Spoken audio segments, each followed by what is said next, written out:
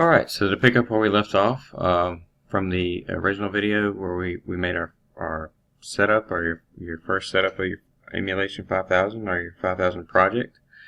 So what we've done is we've actually we still have our 200 millisecond task, we still have our 25 millisecond task, and we are still using the emulated controller. We're on version 20.15, and our RSLogix name, or the name of our processor, is RSLogix 5000 emulation. We're in slot 1, which represents slot 1. We have our emulator running, which we're on slot 1 of the emulator. You can tell it's running. Okay, so now real quick I want to go over something very helpful as far as like a compute and maybe a compare or something like that, rather than multiple math instructions where you have just a bunch of math instructions where you have to every time you want to increase the equation or you want to change the equation, you have to add another instruction. This is something really simple, and what I'd like to do is just kind of show you real quick. So real quick, we are in our 25 millisecond task, and what we'll do, we'll add a rung, and we'll pick over here, we'll pick compute, and what we want to do is to determine we're trying to aim to determine how much time is left, and during that time is left, we want to basically throw in during a minimal time, we'll basically actuate a solenoid or actuate something. So we'll show a control of this. So first and foremost, we want to come in here and drag this to the expression. In the expression, what you're doing is you're saying you're basically looking at this like this is the expression is your equation, and your destination is going to be your finished product. So we'll say minus, and then we'll just basically copy this over. I'm a big copy paste fan. Then we'll say the ACC, and then what we'll do is we'll divide that by 1000, so that we're dividing it by 1000 because RSLogix 5000 actually scans within, so 1000 equals 1 millisecond or 1 second. So in that essence, we want to know exactly what the time is. So in that whole scenario, this would be our finished equation, and then we'll put a new tag that says, say for instance, control, like it's going to be some kind of thing that controls something. So time left to control.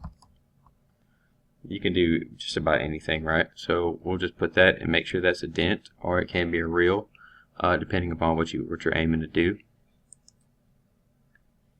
So what we'll do in this instance, we're going to change our timer, and we're going to change our timer to basically, I don't know, let's look at like 1 minute. So we'll represent this in 1 minute. So what I like to do to make it simple is just throw another 0. So we'll have 1 minute in there. We'll actuate that off. We'll accept this. So this would be our equation. Alright. So what the expression is running right now, it's saying the preset minus the accumulated value divided by 1000 equals what the time left, and the time left is actually that. So again, what we're trying to do is just break that down to break that down to exactly what it is. So if we wanted to express that, we need to we need to put in a equation around this, or we need to put some brackets around this to make this actually scan or equate right. So what we want to do is do that, and that should show 60 seconds. Right? So 60 seconds is in 1 minute. So 1 minute, we can actually break that down to even further down to the minute, and then So as this runs, we'll run it real quick. So it's showing that how much is left within that minute, how many seconds is left. And that basically shows you how to do a real simple compute that could possibly, at this point, if you were to make this, make the same equation with, your standard math or your standard math blocks or whatever, like your add, your subtract, your multiply, your divide, you would basically have to say, I need a subtract, and then I need a divide. So you would have to have a middleman in there too. What I mean by having a middleman, you'll have to have another point of entry. You'll have another data tag. You have another function that you have to do. So you want to kind of minimize that. You want to keep your program nice and clean and everything. Instead of having multiple rungs or multiple drop downs of a rung, branches and stuff, you basically want to have, you can have it nice and clean. You have basically 2 rungs to say get your finished product. So like I said, we're going to add a compute in this too. So what we want to do is you want to compute this information.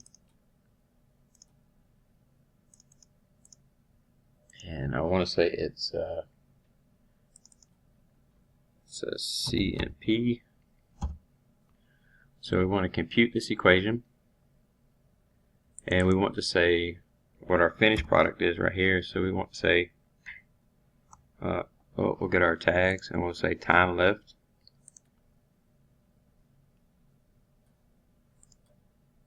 And we'll add our time left and we'll say if our time left is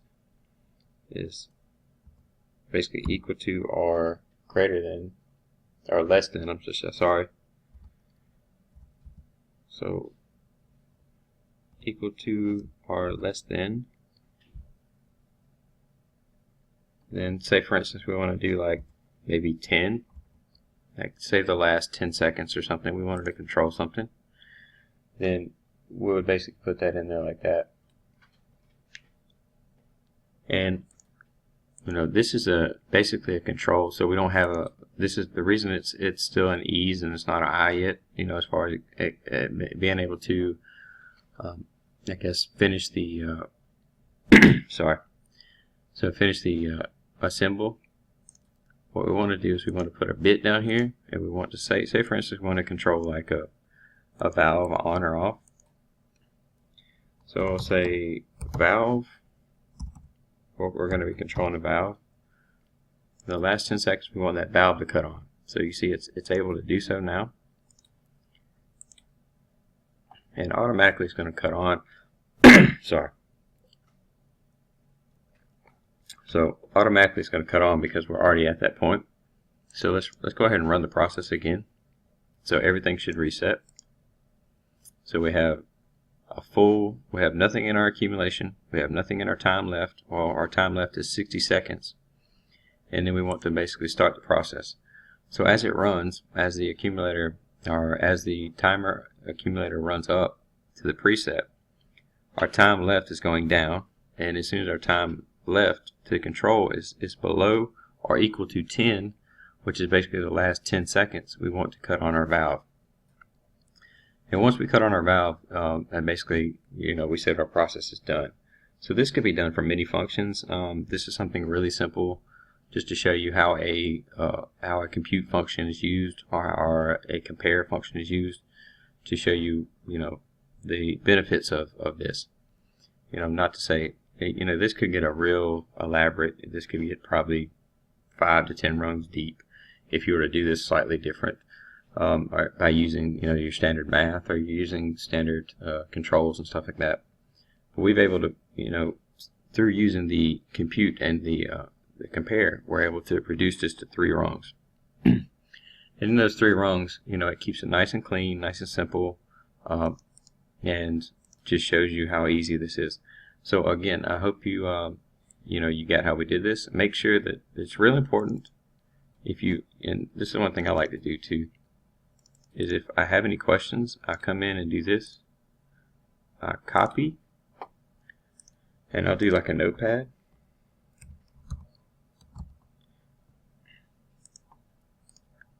and I'll paste it in a notepad to see what my equation looks like. So if you look at the equation, we have our brackets here first. So mathematically, we want to actually do this equation first, and then we want to be able to divide it by 1,000. So if you did not have the brackets here, if you did not have the brackets right here, it's not going to do the function. The math is not going to add up right, because it doesn't know the order of operation. It's like standard math, right? So just want to show you that real quick. It's really important to put those brackets around it, and just to highlight that factor. So again, I just want to show you the compare and compute on a 5,000, RSLogix 5,000, and then how to use those if you wanted to use that in a process or something of that nature. And the importance of just to remind you the importance of a periodic task versus a continuous task. Periodic task is a lot better in timing schemes, and in this scenario where we're controlling a valve, if we want to be very precise, then it is very precise as far as cutting this on in the correct timing scheme. So, say this valve was, critical in the system, it could be done, based upon how healthy your processor is, it could be done exactly perfect. Then that breaks down to the scan rate. So if you look at where it's scanning, so let's reset that. The max scan rate is, of course, next to nothing because we don't have anything in this program. The lapse is anyway. So basically, as this runs down, it has all the potential, and we have one task overlap, and I guarantee that, that's something simple that I can fix, but what I'm trying to get at is if you use a periodic task versus a continuous task, you have better timing scheme. So it stopped at perfect. It stopped at 600 milliseconds or 60,000 milliseconds. And then if it were like a continuous task, it would have stopped at some oddball number. It wouldn't have stopped perfect. So you wouldn't have had an exact. It would have finished and then had to go to the next scan rate, and then actuate this valve.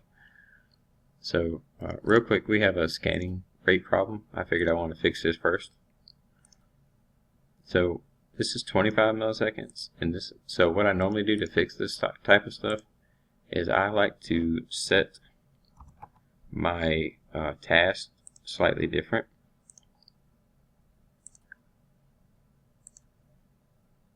So in my task, I change these to like a 201 or something like that, so that they'll never cross. Sometimes they'll overlap and stuff like that, and we don't want to have that. So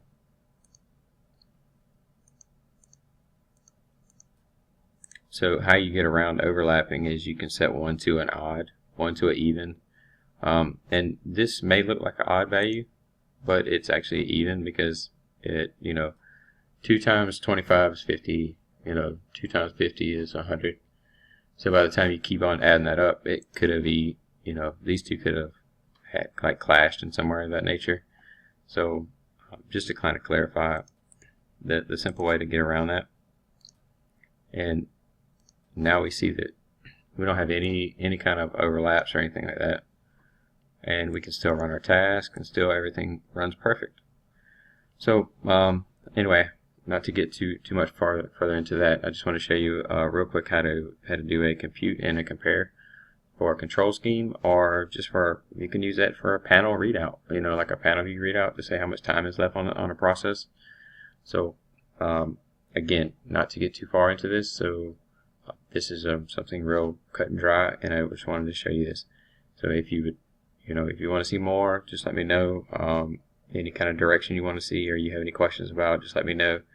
And again, just subscribe. We have a couple different videos and a couple different things. We're doing a lot of motion, trying to get involved in some state machine stuff and show you a lot of structured text. So anyway, so just go ahead and subscribe, and I appreciate your time, and thank you.